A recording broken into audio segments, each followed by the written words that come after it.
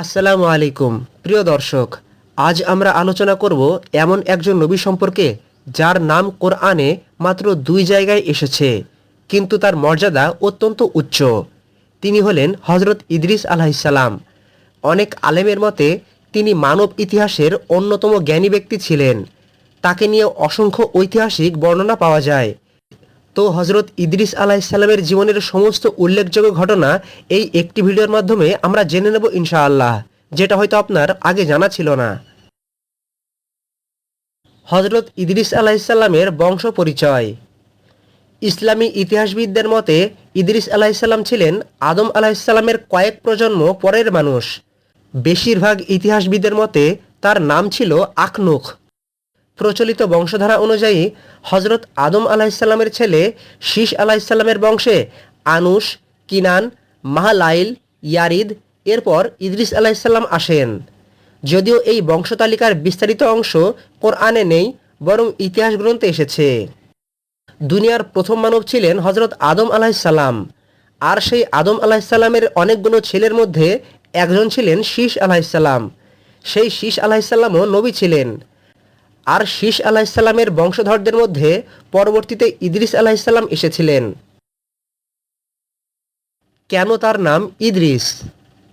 আরবি দার্স শব্দ থেকে ইদ্রিস নাম এসেছে বলে অনেক আলেম মত প্রকাশ করেছেন। দার্স অর্থ অধ্যয়ন করা বা শিক্ষা গ্রহণ করা। তাকে ইদ্রিস বলা হয় কারণ তিনি অত্যন্ত জ্ঞানী ছিলেন এবং অধিক অধ্যয়ন করতেন। কোরআনে ইদ্রিস আলাইহিসসালাম সম্পর্কে আলোচনা। পবিত্র কোরআনে ইদ্রিস আলাইহিসসালামের আলোচনা মাত্র 2 স্থানে এসেছে। সূরা মারিয়ামে আল্লাহ তাআলা বলেন, কিতাবে ইদ্রিসের কথা উল্লেখ করুন, তিনি ছিলেন সত্যবাদী ও নবী, আমি তাকে উচ্চ মর্যাদায় উন্নত করেছিলাম। সূরা আল আম্বিয়াতে আল্লাহ তাআলা বলেন, ইসমাইল, ইদ্রিস ও জুলকিফল তারা সকলেই ধৈর্যশীল ছিলেন।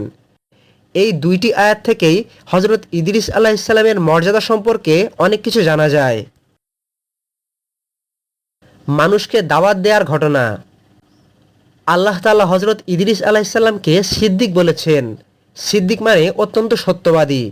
এই উপাধি কোরআনে খুব কম ব্যক্তিকে দেওয়া হয়েছে। তিনি কখনো মিথ্যা বলতেন না, মানুষের মধ্যে সত্য প্রচার করতেন। হজরত ইদ্রিস আলাইহিসসালাম এমন এক সময় জন্মগ্রহণ করেন যখন মানুষ ধীরে ধীরে আদম আলাহিসাল্লামের শিক্ষা থেকে দূরে সরে যাচ্ছিল। ইদ্রিস আলাহিসাল্লাম মানুষকে তাওহীদের দিকে আহ্বান করতেন।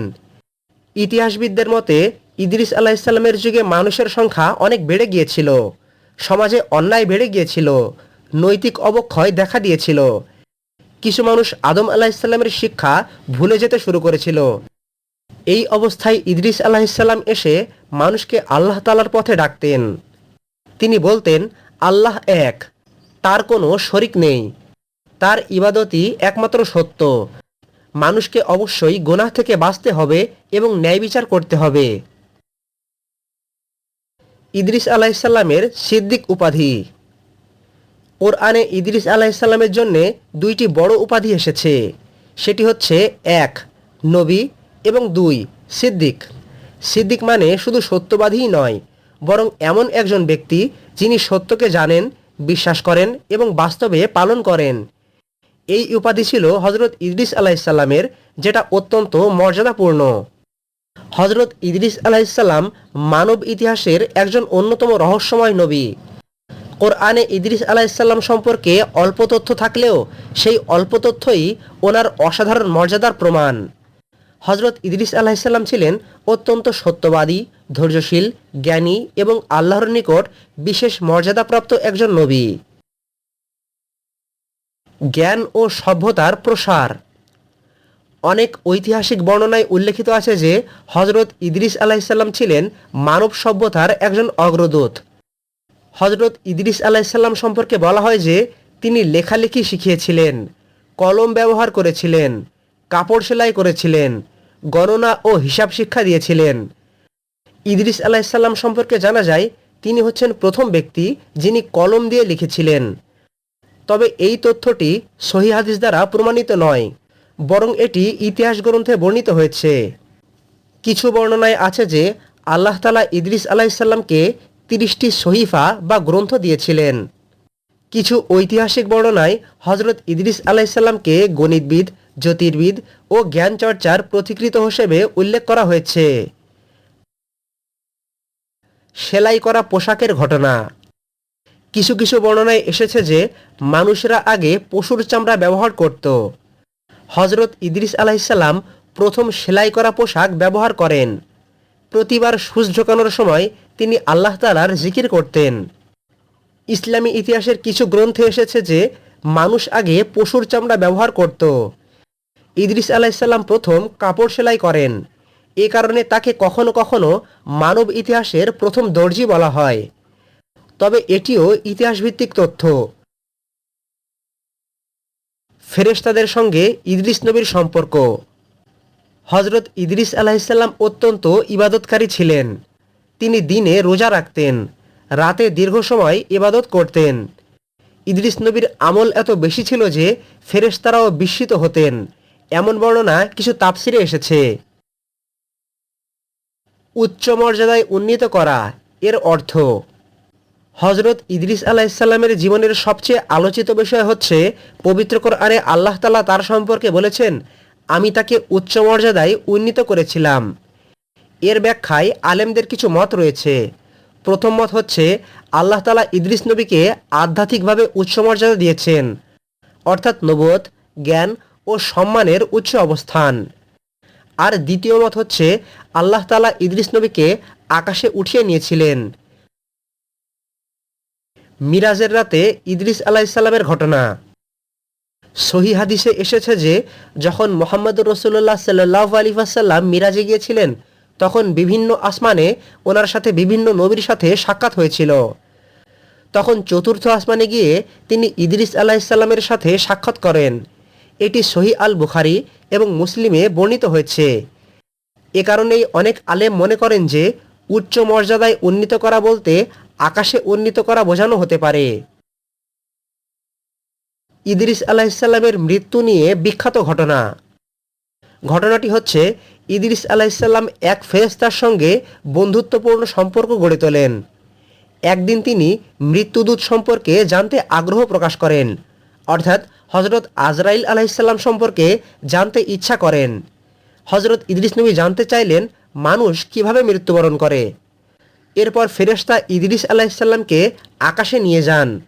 তারা বিভিন্ন স্তর অতিক্রম করতে থাকেন। এক পর্যায়ে মৃত্যুদূত আজরাইল আলাইসাল্লাম উপস্থিত হন।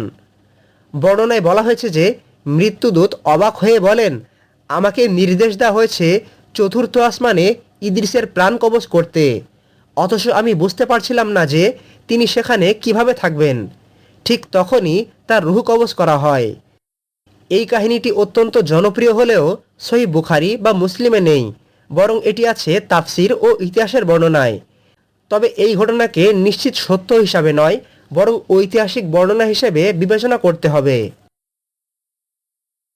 জান্নাত নিয়ে ইদ্রিস আলাইসাল্লামের ঘটনা। হজরত ইদ্রিস আলাইসাল্লামের আরেকটি বিখ্যাত ঘটনা বর্ণিত হয়েছে। তিনি জান্নাত দেখেছিলেন। কিছু কিছু বর্ণনায় বলা হয়েছে যে ইদ্রিস আলাইসাল্লাম জান্নাতে প্রবেশ করেন এবং বের হতে অস্বীকৃতি জানান, কিন্তু এই বর্ণনাগুলো সহিহ সূত্রে প্রমাণিত নয়। অধিকাংশ মুহাদ্দিস এগুলোকে দুর্বল বা ইসরায়েলি বর্ণনা হিসাবে গণ্য করেছেন। ইদ্রিস আলাইসাল্লাম সম্পর্কে গুরুত্বপূর্ণ সত্য।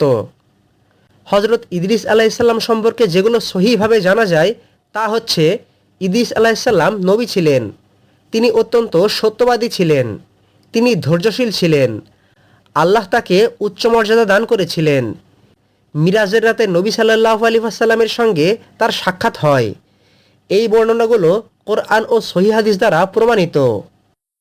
হজরত ইদ্রিস আলাইসাল্লাম সম্পর্কে কোরআনে মাত্র 2টি আয়াত বর্ণিত হয়েছে এবং সহিহ হাদিস দ্বারা অনেক ঘটনায় প্রমাণিত নয়, যেগুলো লোকমুখে প্রচারিত রয়েছে। ইতিহাস গ্রন্থ থেকে হজরত ইদ্রিস আলাইসাল্লাম সম্পর্কে আমরা যেটা জানি সেগুলোর সবগুলোই বিশ্বাসযোগ্য নয়। মূলত সঠিক ঘটনা আল্লাহ তাআলাই ভালো জানেন।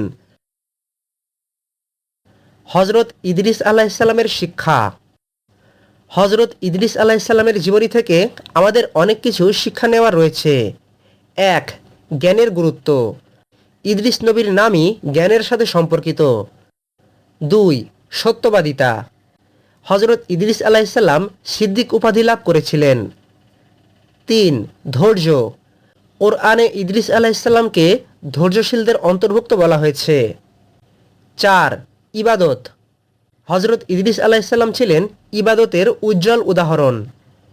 এবং 5. মর্যাদা আল্লাহর পক্ষ থেকে আসে। মানুষের সম্মান, ক্ষমতা বা সম্পদ নয়, বরং আল্লাহর আনুগত্যই হচ্ছে প্রকৃত মর্যাদার কারণ। হজরত ইদ্রিস আলাইহিসসালাম কে ছিলেন এবং ওনার আসমানে উন্নীত হওয়ার রহস্যময় ঘটনা আশা করি আপনারা জানতে পারলেন। কোরআন সুন্নাহের আলোকে প্রতিনিয়ত ইসলামিক ভিডিও পেতে আমাদের চ্যানেলের সঙ্গে সংযুক্ত থাকুন। আসসালামু আলাইকুম ওয়া রাহমাতুল্লাহি ওয়া বারাকাতুহু।